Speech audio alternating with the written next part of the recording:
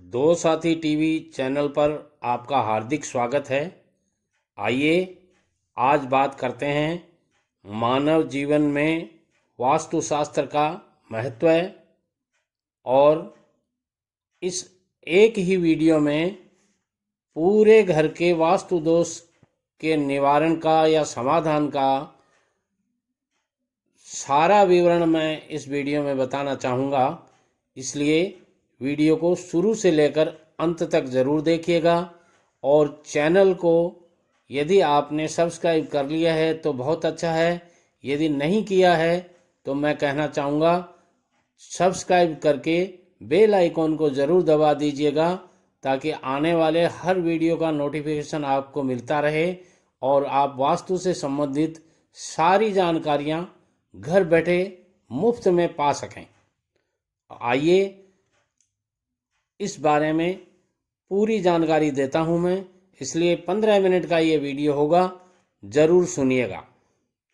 परमात्मा ने जब इस अनमोल सृष्टि की रचना की तो उसने इसके साथ कई अनूठे रंग जोड़ दिए, जैसे कि मनुष्य, प्रकृति, जानवर और पक्षी आदि, लेकिन साथ साथ इन सभी को कई नियमों के बंधन में भी रखा।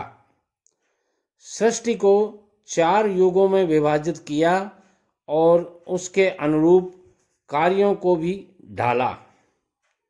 ये 4 युग हैं, पहला सतयुग, दूसरा त्रेता युग, तीसरा द्वापर युग और चौथा कलयुग।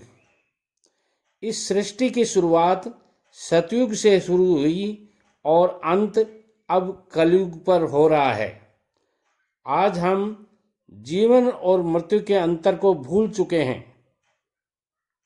अपनी इच्छाओं को बढ़ाते चले जा रहे हैं। नित नई मानव की इच्छाएं बढ़ती जा रही हैं और यही वजह है कि दुखों के अथाह सागर में डूबते चले जा रहे हैं। लेकिन डूबते इस सागर में तिनके का सहारा वाली कहावत को वास्तुशास्त्र ने चरितार्थ कर दिया है। वास्तुशास्त्र एक ऐसा ज्ञान है जो हमें इस कलयुग में सही अर्थों में धर्म कर्म के बंधनों से जोड़ देता है, हमारे कई सपनों को साकार करने में मदद करता है, हमारे नकारात्मक सोच को बदलता है। वास्तव में वास्तुशास्त्र सही अर्थों में हमें सही ढंग से जीना और उस जीने की कला को सिखाता है। इसी कला के माध्यम से हम अपने जीवन को सुखी, समृद्ध और प्रगतिशील बनाने का प्रयास करते हैं। सज्जनों, पंच तत्वों अर्थात वायु, जल, पृथ्वी, आकाश और अग्नि में समन्वय स्थापित करके हम अपने लक्ष्य को प्राप्त कर सकते हैं। इन पांचों तत्वों के उचित संतुलन की विधि को वास्तुशास्त्र में बहुत ही उचित ढंग से बताया गया है।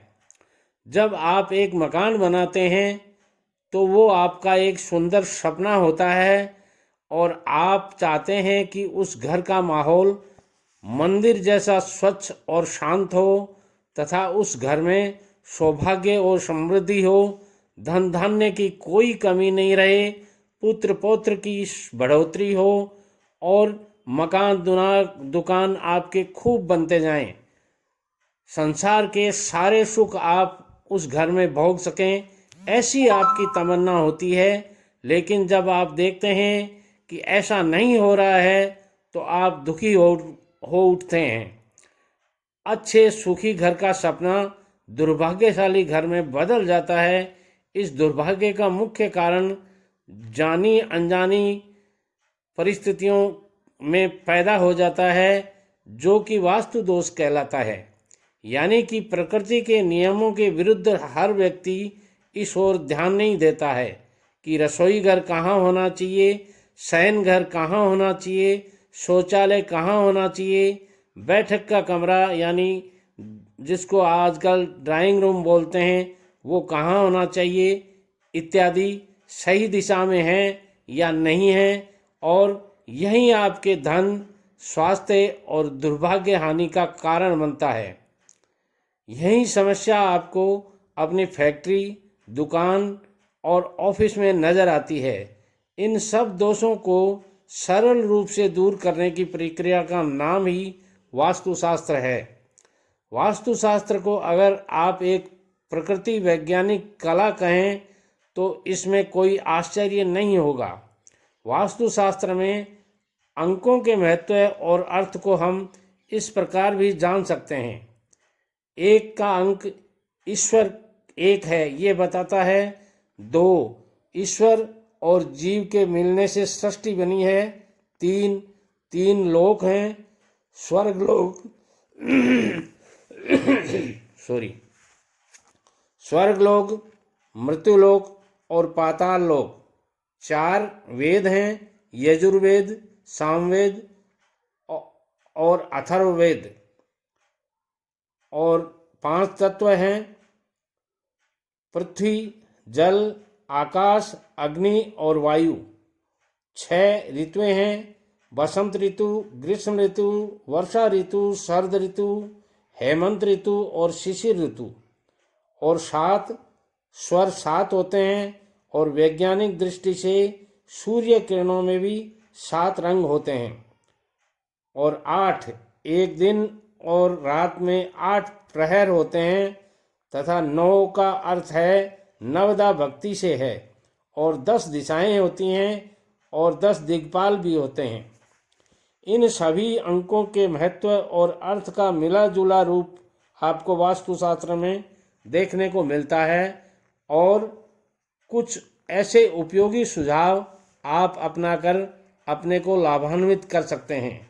यदि आपके घर में कहीं भी कोई वास्तु दोष है तो उसके निवारण के मैं आपको 10-11 ऐसे फॉर्मूले बताता हूँ जिन फॉर्मूलों को अपना करके आप सुखी हो सकते हैं। पहला फॉर्मूला है, माता पिता का आदर करना चाहिए। जिस घर में माता पिता का आदर होता है वहाँ वास्तु दोष नहीं माना जाता है।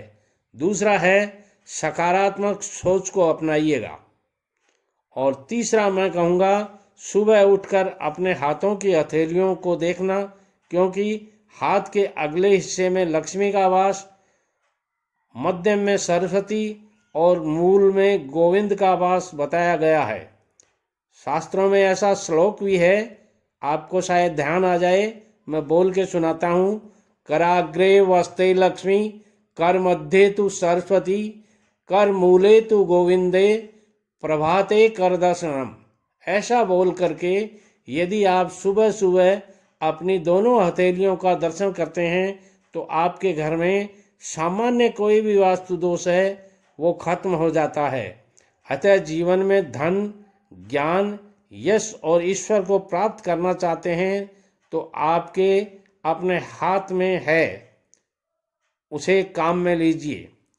चौथा उपाय मैं बताना चाहता हूँ, हमेशा अच्छा सोचें, अच्छा सोचेंगे अच्छा पाएंगे और बुरा सोचेंगे निश्चित रूप से बुरा ही पाएंगे। और 5वां मैं उपाय आपको बता रहा हूँ वो है, प्रभु का हर पल धन्यवाद करें। जैसी भी प्रभु ने कृपा की है उस कृपा के लिए ईश्वर को धन्यवाद जरूर दीजिएगा। और 6वां मैं उपाय बता रहा हूँ कि पशु पक्षियों से प्रेम करना सीखिए, उनका लालन पालन और संरक्षण करने की कोशिश कीजिए। और 7वां है, जल और समय अमूल्य हैं, इनको बर्बाद न करें। घर में जल की बर्बादी वास्तु दोष, भयंकर वास्तु दोष है। और जिस घर में जल की बर्बादी होती है वो घर कभी पनप नहीं सकता। इसलिए जल की बर्बादी नहीं करें और समय की बर्बादी नहीं करें। सब जगह लिखा हुआ है टाइम इज मनी, उस बात का ध्यान रखिएगा। और 8वीं बात मैं आपको बताना चाहता हूँ कि अपनी इच्छाओं को कम कीजिएगा। बहुत ज़्यादा इच्छाएं बढ़ाना अच्छी बात नहीं है। हम बदलेंगे तभी जग बदलेगा, इस बात को ध्यान रखिएगा। और 9वीं बात जो मैं बताने जा रहा हूँ वो ये है कि पाप करके दबना नहीं है, किए हुए पापों से मुक्ति लेनी है। जाने अनजाने आपसे कोई भी पाप हो जाता है तो उनसे मुक्ति लेने की कोशिश कीजिएगा। ऐसा धर्म कर्म कीजिएगा जो उन पापों से मुक्ति दे सके। और 10वां है अच्छा संग और अच्छा विचार धारण कीजिएगा। अपनी दोस्ती, अपने रिलेशन अच्छे लोगों के साथ में बनाइए, बुरे लोगों से दूर रहिएगा। और 11वां जो मैं बताने चाह रहा हूँ वो ये है कि 3 चीज़ों का हमेशा ध्यान रखिएगा: भगवान, अपनी मृत्यु, दूसरे का उपकार, और चौथा है अपना किया हुआ अपकार हमेशा याद रखिएगा।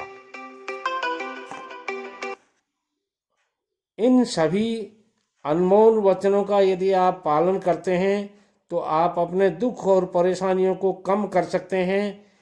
ऐसी कोई समस्या नहीं होती है जिसका कोई समाधान नहीं हो। इस संसार में ऐसी कोई भी समस्या पैदा नहीं हुई है जिसका आप समाधान नहीं कर सकते हो। यदि जीवन में आपके पवित्रता, दृढ़ निश्चय, आत्मविश्वास और अच्छा संग रखेंगे तो सफलता और समृद्धि दूर नहीं होगी। आशा है आज की जानकारी आपको बहुत अच्छी लगी होगी और मैं कहूँगा इस वीडियो को शेयर करने की, लोगों तक शेयर कीजिएगा और कमेंट्स के द्वारा मुझे बताइएगा कि आज का ये वीडियो आपको कैसा लगा। नमस्कार।